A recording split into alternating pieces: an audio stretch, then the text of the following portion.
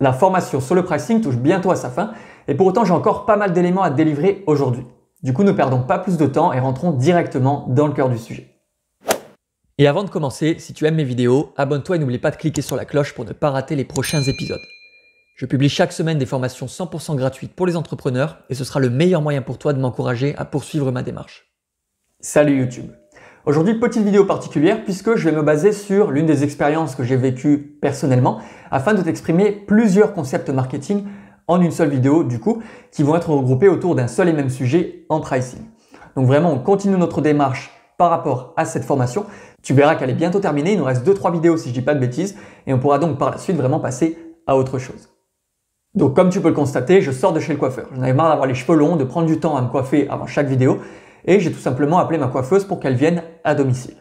Eh bien c'est précisément de ça dont on va parler aujourd'hui. J'ai pas mal de concepts marketing à te véhiculer et vraiment cette petite expérience spécifique permettra de tous les illustrer en une seule vidéo. Mais avant tout ça, posons un petit peu le cadre de la situation.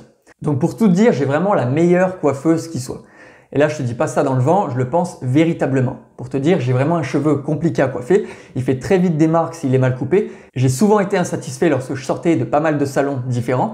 Et avec cette coiffeuse, j'ai vraiment trouvé la personne qui me fait la coupe qui me plaît à chaque fois, avec laquelle j'ai aussi une très bonne entente. On se tutoie, on se raconte à chaque fois des anecdotes personnelles lorsqu'elle me coupe les cheveux. Bref, je passe vraiment un excellent moment à chaque fois que je vais chez le coiffeur. J'ai quelqu'un qui s'occupe de moi de la meilleure façon qui soit. Et je ressors à chaque fois avec un grand sourire, content de la prestation qu'on m'a délivrée. Alors pour être honnête avec toi, il n'y a pas 36 trucs sur lesquels je prête attention physiquement me concernant. En l'occurrence, étant sur YouTube depuis maintenant 1 mois et demi, eh bien la coupe de cheveux c'est quelque chose qui me semble important. J'ai envie d'être présentable, du coup au lieu d'y aller une fois par mois, comme je faisais précédemment, j'y vais cette fois-ci tous les 15 jours, donc beaucoup plus fréquemment. Et cette coiffeuse, non seulement elle est compétente, elle est efficace, elle gère bien ses équipes, bref, le salon est vraiment très bien tenu. Mais en plus de ça, elle est très bonne commerciale, puisque du coup, elle m'a fait une petite remise. Donc j'y vais 2 fois plus souvent pour elle, je paye un quart moins cher ma coupe de cheveux, ce qui fait que elle, ça lui prend relativement moins de temps pour me coiffer à chaque fois, il y a moins de travail à faire.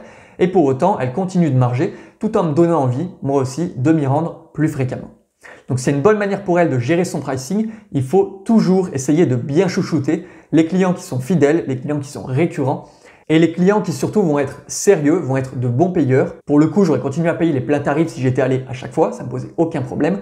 Néanmoins, savoir qu'elle me fait cette petite offre, cette petite réduction, eh bien ça me fait encore plus plaisir. Je suis vraiment content d'y aller et je suis le premier à recommander ce salon à chaque fois que l'on me pose la question. Donc ça, c'est un premier aperçu de quelle est la situation initiale, comment est-ce qu'il faut toi-même traiter tes clients vis-à-vis de ton pricing. Mais du coup, pourquoi est-ce que je te parle de ça? Là, tu vas te dire, mais ok Kenny, t'es gentil, mais tes histoires de coupe de cheveux, ça m'intéresse pas beaucoup. Eh bien, allons un petit peu plus loin par rapport à ça. Il y a maintenant 3 semaines a été annoncé le nouveau confinement en France. Donc le lendemain de l'annonce du confinement, j'ai foncé au salon de coiffure pour lui demander si elle faisait des interventions à domicile pour anticiper si jamais j'aurais besoin de ses services par la suite.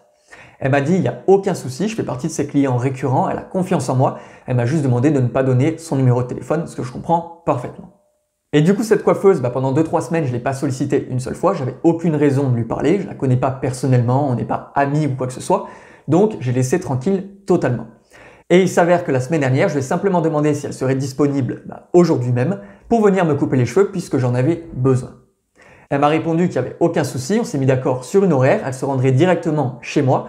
Et du coup, de mon côté, tout était très bien et je lui ai donc posé une dernière question, à savoir combien est-ce que je te dois? Et là, sa réponse va vraiment te surprendre. Elle m'a dit tout simplement dans un message, donc je cite, ça fera 10 €, merci. Et rien de plus. Et j'ai vraiment été sur le cul de cette réponse de sa part. Et du coup, c'est de ça dont j'aimerais qu'on discute, toi et moi, précisément. Et en l'occurrence, le sujet dont j'aimerais qu'on discute ensemble, c'est la différence entre le prix réel et le prix perçu. Ou plutôt même la valeur réelle d'une offre et la valeur perçue d'une offre. Et son erreur à elle, ça a été justement de me faire un prix de vente basé sur la valeur réelle de son offre.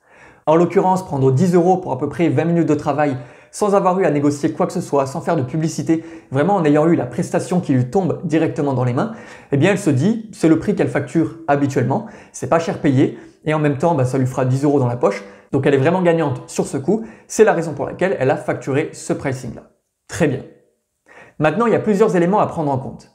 C'est que moi, cette coupe de cheveux, j'en ai vraiment besoin. Moi, cette coupe de cheveux, je pourrais m'en passer pour YouTube, personne n'en tiendrait rigueur, évidemment. Mais à titre personnel, je ressens le besoin de l'utiliser. Pour moi, cette coiffeuse, c'est pas simplement une prestataire externe, c'est vraiment une partenaire pour mon travail sur YouTube. Le deuxième élément, c'est qu'elle se rend directement chez moi. J'ai pas à me déplacer au salon de coiffure moi-même, j'ai pas à attendre derrière les autres clients qui eux aussi se font couper les cheveux. J'ai directement un rendez-vous qui arrive chez moi, prêt à l'emploi et qui va me permettre d'avoir une prestation rapide et efficace. Donc ça, c'est vraiment la deuxième chose à considérer. Et maintenant, il y a un troisième paramètre à considérer, c'est qu'on est dans un état de confinement. Il y a vraiment très peu de monde qui a ce luxe de pouvoir se faire couper les cheveux quand il le souhaite. J'ai vraiment la chance d'avoir cette relation de confiance avec elle. Et du coup, pour moi, c'est vraiment un avantage qu'elle prenne le risque de se déplacer chez moi parce que Covid ou pas, quel que soit le degré de crainte de la personne, son degré d'immunité, au final, il y a toujours un risque de contamination qui est pris de sa part. C'est pas anodin. Donc vraiment la somme de ces trois facteurs, le fait que j'en ai besoin immédiatement, le fait qu'elle vienne chez moi directement et le fait qu'elle le fasse pour moi précisément malgré la situation compliquée en extérieur, eh bien d'après moi, ça justifie totalement que l'on vende la prestation plus cher qu'une prestation habituelle. Et du coup, quelle est la conclusion de cette anecdote? Bon, en premier lieu, je l'ai engueulé, je l'ai payé 30 € et je lui ai dit qu'il était hors de question que pour les prochains clients, elle fasse payer moins de 20 € à chaque fois. Il faut vraiment qu'elle prenne conscience de sa valeur. En l'occurrence, c'est une personne qui est salariée dans un grand salon. Donc, habituellement, elle n'a pas vraiment une démarche d'entrepreneur. Néanmoins, elle a son petit réseau de clients fidèles auprès desquels elle intervient. Et c'était une habitude pour elle de se faire un petit complément de salaire à 10 €. Ça peut se justifier. Elle m'a dit qu'elle aimait son travail, qu'elle n'avait pas besoin de plus. C'est vraiment un complément. Donc là, concernant, pourquoi pas? Ok, très bien.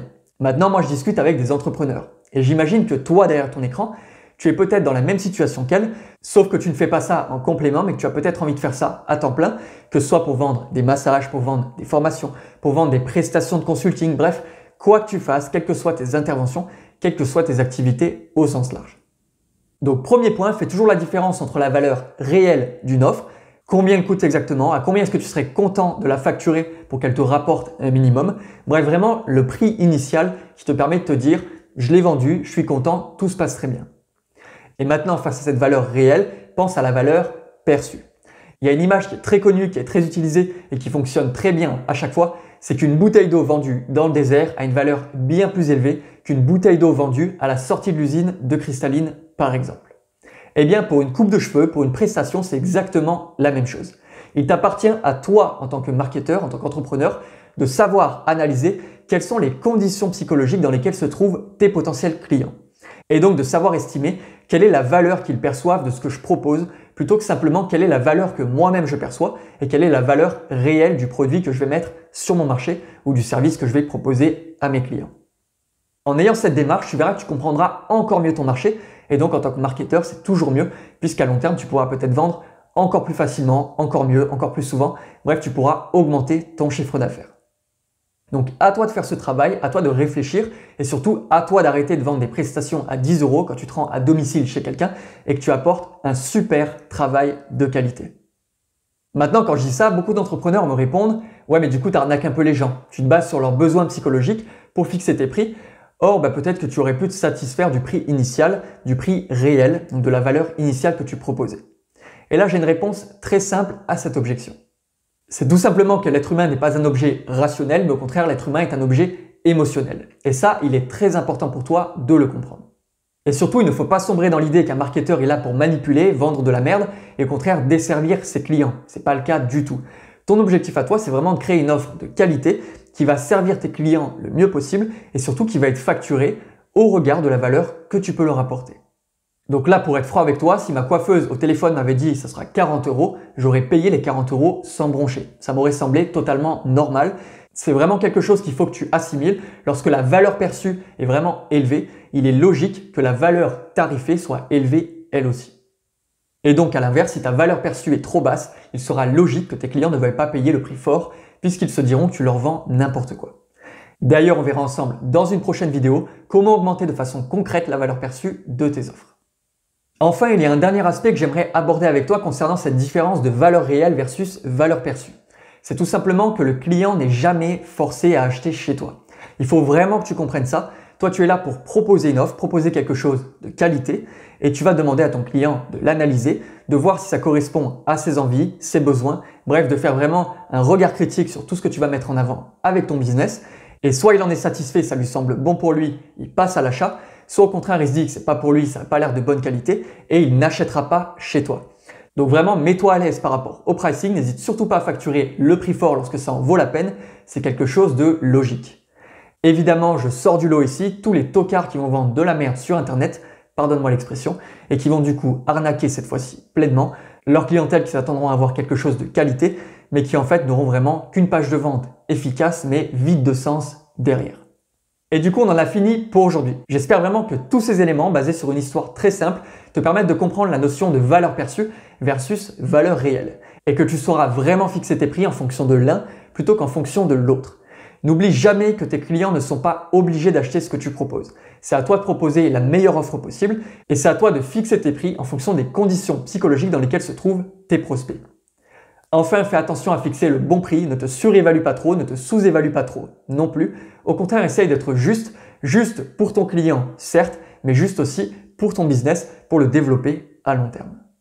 Donc une fois encore, je te remercie pour ton attention. J'espère vraiment que cette vidéo te sera utile pour la suite. N'hésite pas à me poser tes questions en commentaire, j'y répondrai avec grand plaisir. Abonne-toi à la chaîne si ce n'est pas encore fait et tous les deux on se voit ensemble dans la prochaine vidéo.